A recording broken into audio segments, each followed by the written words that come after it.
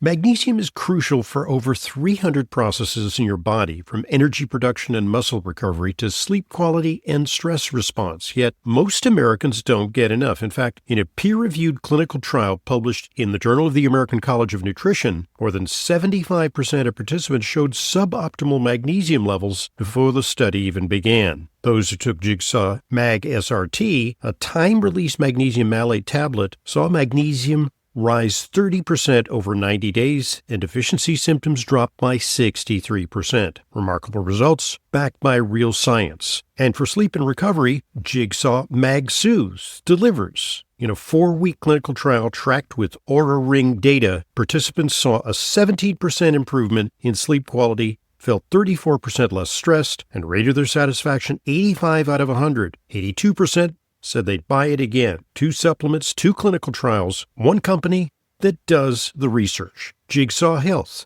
Mag SRT for daily magnesium replenishment. Mag Soothes for calm, restorative sleep. To order, go to jigsawhealth.com. That's jigsawhealth.com. Use coupon code Hoffman15 for 15% off your order. That's jigsawhealth.com, code Hoffman15.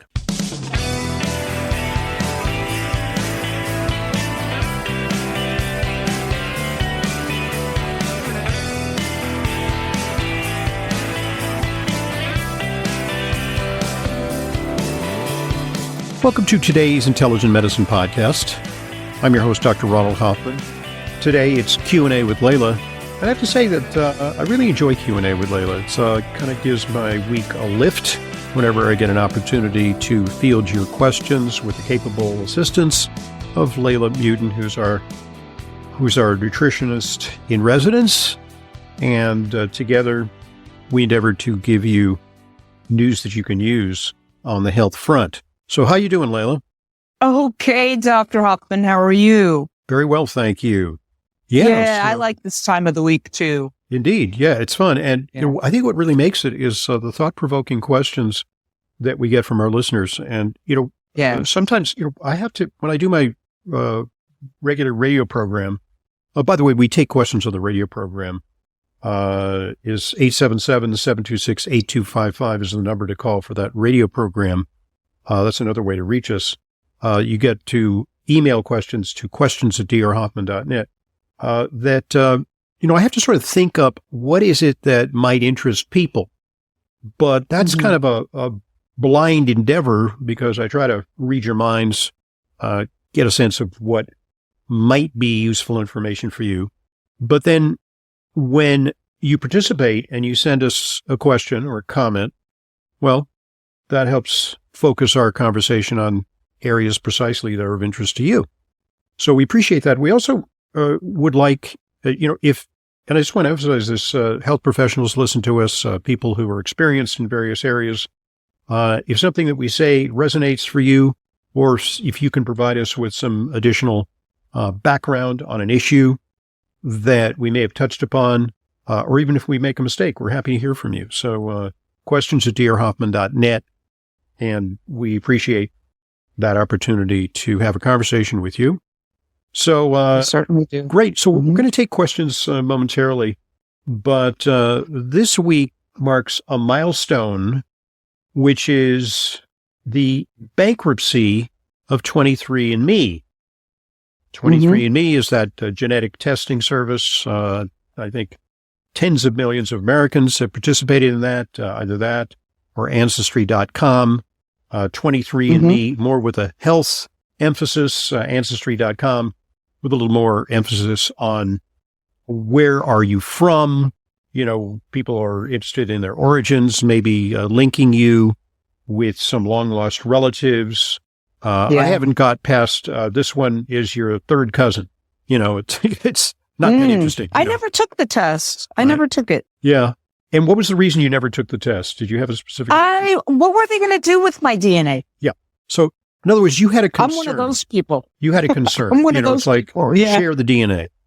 And so I have to say that if in 1940, if there had been a 23andMe, Adolf Hitler would have been much more successful at eradicating the Jewish people my God.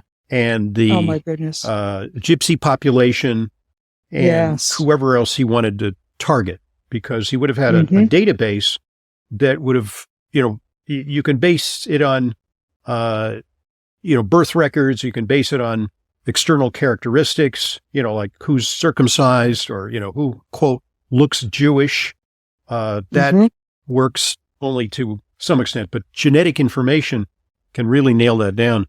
And so there are concerns, about sharing that information, because that information goes out into the ether and it can be misused. And, it's actually become a tool for law enforcement, because they've been able to subpoena some of these records. Even when they don't have DNA traces on somebody, they can say, let's get a DNA on a family member, where they share a lot of their DNA.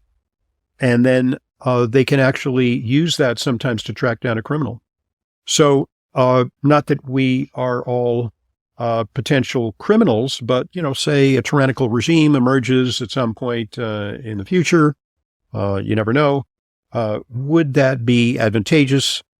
Do we want, say, foreign entities to get a hold of our DNA? It could be really an opportunity for some sort of roundup or some sort of selection, maybe a eugenic type of project, to, quote, perfect the human race, a la the Aryan master race concept. Oh my goodness. It was actually one of the limitations to the business model of 23andMe. But so I did 23andMe because, I was just curious.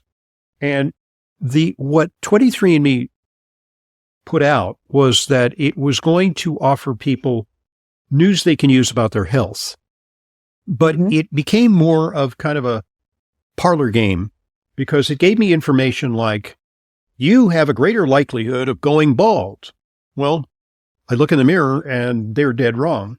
Not anytime soon. Right. Genetically, I am prone, but, we're coming to recognize that, and, I think we've known this all along, but I think our experience with nutrigenomics and genetic testing is that it hasn't necessarily delivered on its promise. It doesn't, by taking, and we've tried this in our practice. We've tried to use genetic tests to determine whether people should be carnivores or whether people should be vegans, and it's not yet ready for prime time. They may work this out, but at present time, there are too many genes involved in things like behavioral traits. Is there a gene for schizophrenia? Is there a gene for autism? No, there's not one. Are there a combination of genes that create susceptibility? Yeah, maybe. But then there's the environment. The environment has a very profound influence on genetic expression. So even if you have a so-called bad gene, like a BRCA gene for breast cancer, or if you have an ApoE4 gene, you're still not necessarily consigned to develop that condition. So that's part of the limitation. So I would get information like, you have the tongue rolling gene, and I can actually, I'll build with my. I can't roll my tongue. You have the gene, but I can perfectly roll my tongue. It was kind of a cylinder. It's a genetic thing, and that's kind of one of the cool parlor tricks you get from 23andMe. But the information was limited, and so I did a little bit of a dive on the origin stories of 23andMe. It was started by this gal named Wojcicki. It's got a crazy spelling because I think she retained kind of the original Polish spelling of the name, but it's one of those things that has a lot of too many consonants, Z's, not enough vowels. Consonants. Yes. Yeah, right. So, but her name, I think it's pronounced Wojcicki, and so it turns out that she was a superstar when this got developed, but in part that was due to her relationship with Sergey Brin. Sergey Brin is the founder of Google, and so he gave a lot of seed money to 23andMe because it was like a hot concept then. In 1998, Sergey Brin and Larry Page rented Wojcicki's sister Susan's garage to be the first office for their new company called Google. So there's like a deep relationship with that. So she was like one of these like go-getter superstar kids from Stanford. And this was like startup mania. So they got money from Wendy Murdoch, who was a friend. Wendy Murdoch is the wife of Rupert Murdoch. So a lot of moneyed people invested in this. And initially there was a boom. But the problem is, how do you monetize something where it doesn't change? Right? So it's a one-off. Your genes. It's what's behind door number 1, 2, and 3, and you get to see the genes that you have. It's like you're finding out who you are. Yeah, but That's what it is. You could have your genes tested at birth. Mm-hmm. You could have your genes tested when you're 100. They're the same. True. They're the same. Yes. So yes. there was, you can't get a lot of repeat customers. So they tried to do things like, okay, here's one thing that they thought of. They said, we have all this genetic information and there's a little checkbox there. Are you willing to participate in research? And I said, sure, why not? Altruistically, I said, yeah, fine. Participating in research, they said they would anonymize your information, but share it with drug companies. So you'd fill out this like detailed questionnaire about your health, and then they would correlate that your health information with your genetic information. And they thought by doing so, they could come up with the key to treating a lot of different diseases.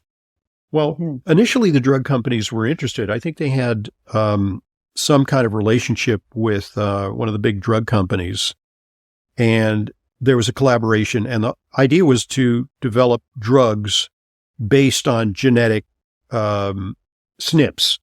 So, by addressing some sort of genetic deficiency, say you weren't making a certain protein, they could come up with a drug concept. But it didn't really pay off.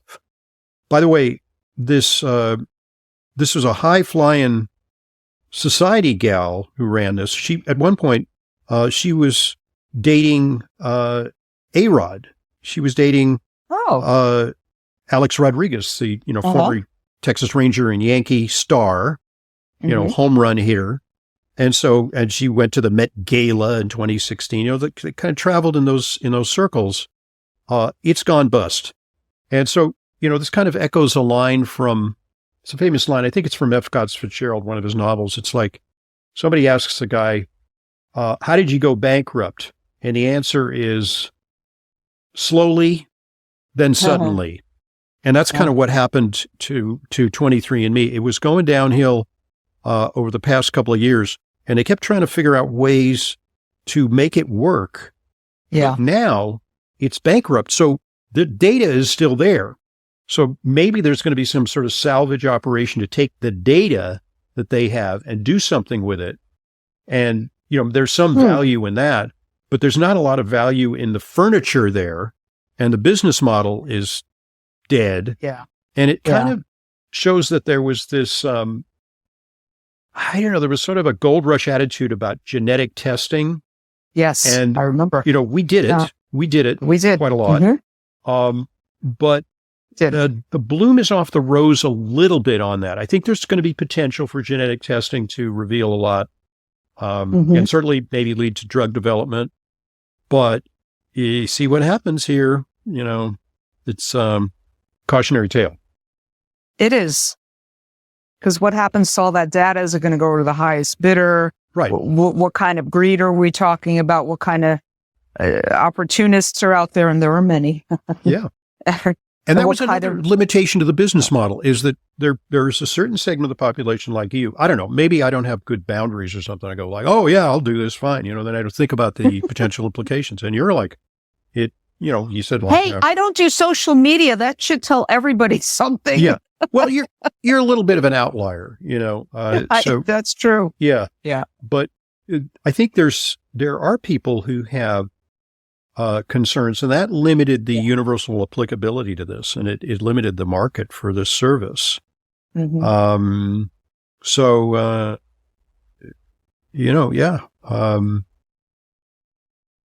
and so there it goes. But genetic testing is not gone. It comes back in there are lots of different reasons. When we were doing it, Dr. Hoffman, it was about Do you have the propensity for obesity? Do you, way beyond the MTHFR, polymorphism, right? All kinds of things like will you be a craver? Yeah. Vitamin D metabolism, do you have, metabolism, maybe you need more. Yeah. Yeah. Yeah. So it was kind of interesting stuff. It was interesting. And, it certainly provided us, look, one of the things that it does is if you get, and, this is what I told patients is patients come in to optimize. And if the patient, there's, it's like, there's absolutely nothing wrong with the person.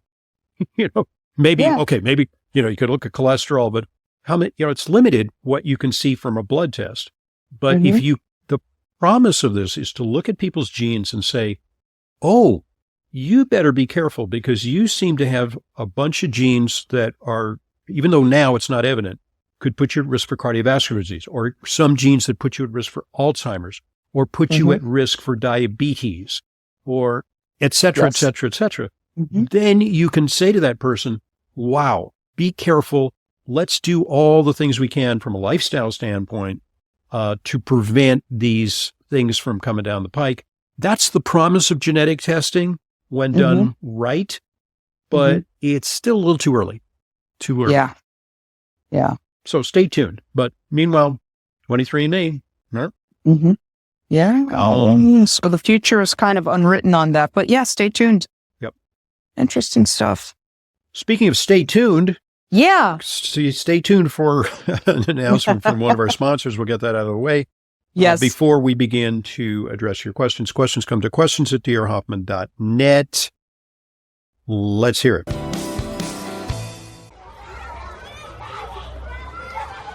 Kids don't just bring home homework, they bring home germs. And those germs don't just stay with them, they spread to the whole household. That's why Clear Nasal Spray was created by a practicing physician to give parents and grandparents peace of mind.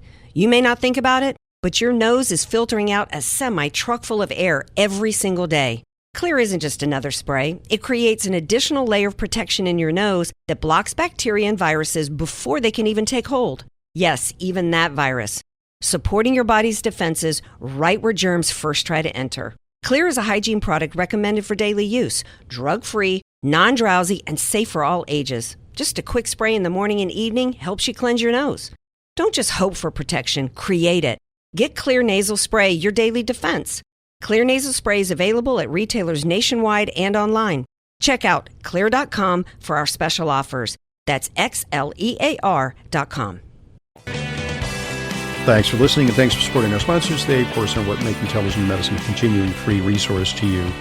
And by the way, Leyla, you have some information about a sale that's coming up in April on your copy list. Can you tell us about that? Yeah. In fact, yes. Fullscript is having a sale. Yay. Starting April 8th through April 10th. So get ready. It's a great time to stock up. Yeah. So remember, you want to shop hundreds of curated, vetted supplements, especially during the sale, April 8th through 10th, in Dr. Hoffman's Fullscript dispensary at drhoffmanstore.com. That's drhoffmanstore.com. Yeah, so go and check it out. Also, spring sale. Did you know this? They are coming up with an app. Okay, I haven't checked it out yet. Fullscript? I'm gonna upload the app and I'm gonna check it out and see, if it offers an improvement over just going to their website, which is what I've done traditionally. But it's convenient because you're walking around with your phone, and I don't know, it's like you can do probably all kinds of things with it. Maybe list some of your favorite supplements, or list some of the things that are on your prescription if you get it from your doctor. And it's it's a way of kind of keeping track of your supplements. Yeah.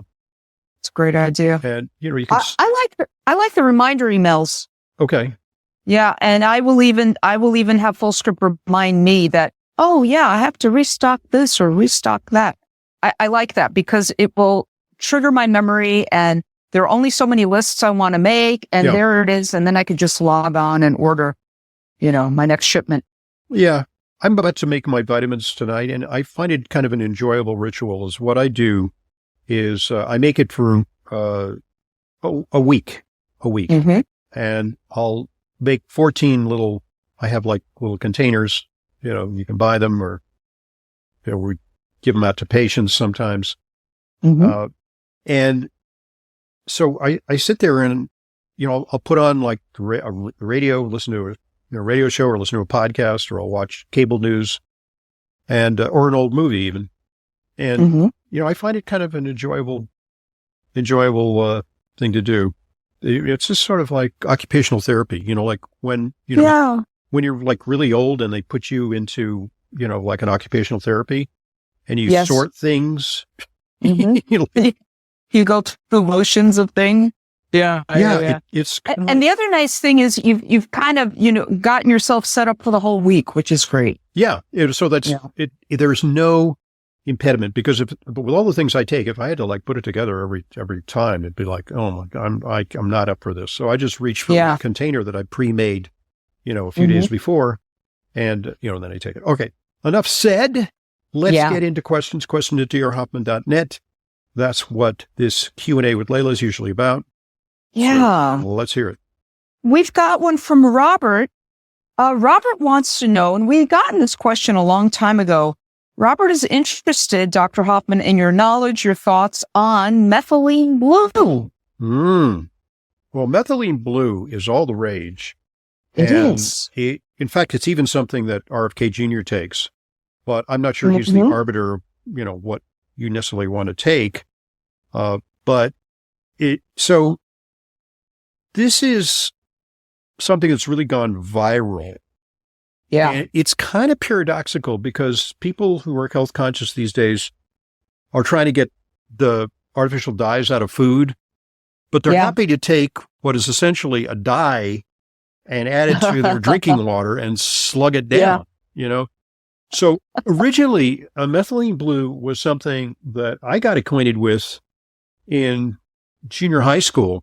I took a special advanced biology course, because I'm really kind of a science nerd, and we would look at stuff under the microscope, and to see things better, we would use methylene blue as a stain to make the cell walls of plants stand out, or the I can't call them walls of bacteria, because bacteria don't have walls; they have membranes. But it would stain them and they would also stain their, I believe, sometimes their internal structures, so you could see them better. So methylene blue did that. But methylene blue has a therapeutic application in medicine for a condition called methemoglobinemia. And the hemoglobin is an oxygen carrier. Yes.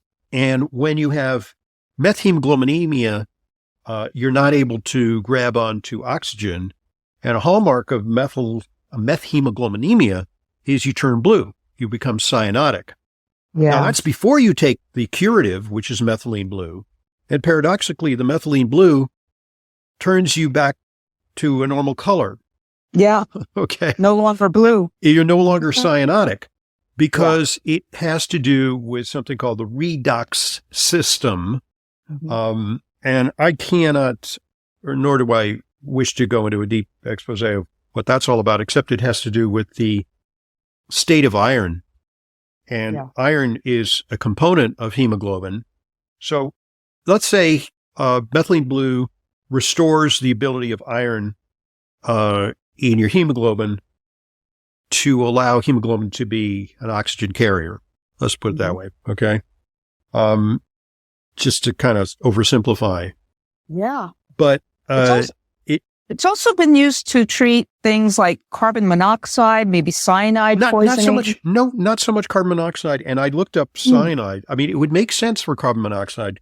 Yeah.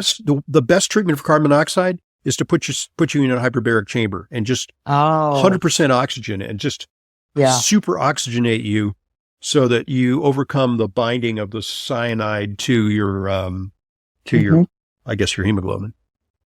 So yeah, I mean, that would make sense, but it I don't see it as a therapeutic, and also it is not a first line treatment for either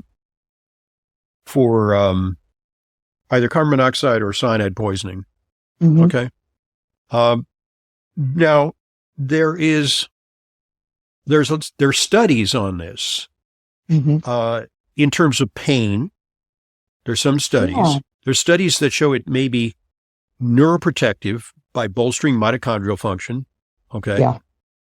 There's studies on cancer, but not per se that it relieves cancer, but it's something called photodynamic therapy, which is if you use a light and you actually, put a light on methylene blue, it can highlight tumors and lymph nodes in surgery. Okay.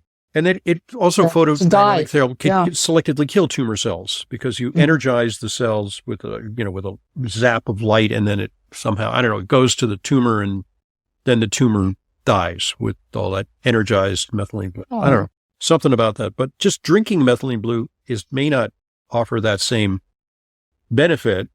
I don't know.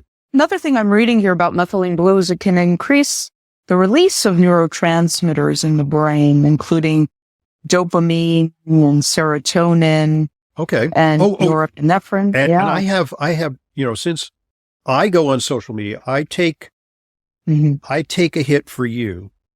Okay. You don't go on social media, but I'm taking the plunge on your behalf.